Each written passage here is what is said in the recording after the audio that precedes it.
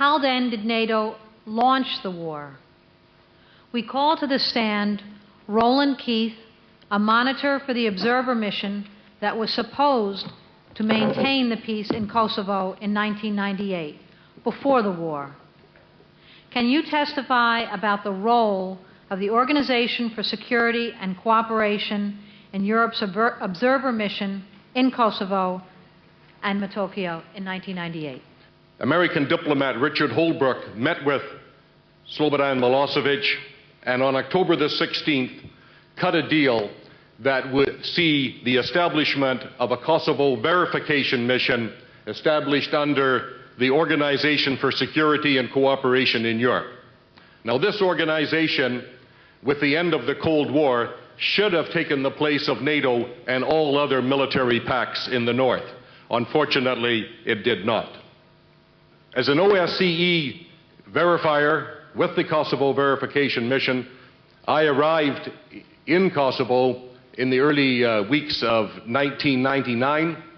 My task was to, with an area of responsibility of roughly 10 kilometers by 10 kilometers, was to provide monitoring and ensure that any violations that took place were investigated. We did this. The mid-intensity insurrection was starting to intensify. Several of these firefights I was personally in when fatal casualties were inflicted. However, on March the 19th, the last day before our evacuation and the commencement of the war, the OSCE reports from myself and throughout the province of Kosovo said there was general stability with increasing tensions.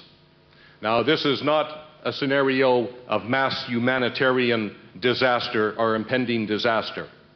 And this was the situation then when we were ordered out and the bombing commenced some 4 days after.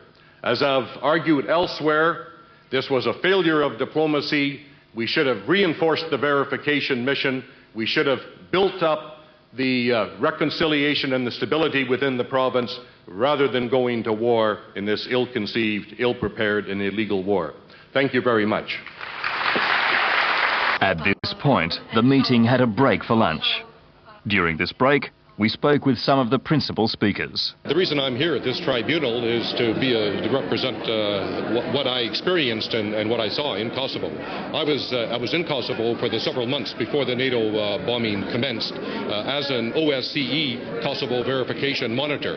And in this capacity, I was appointed as the director of Field Station Kosovo Polje, just west of the provincial capital of Pristina. My area of responsibility was roughly about 10 kilometers by 10 kilometers. And within my area, what I came back after the NATO bombing started and we were pulled out and evacuated is what I experienced and what I saw to be happening as a first-hand witness was not what the media and the politicians were saying here in the Western world.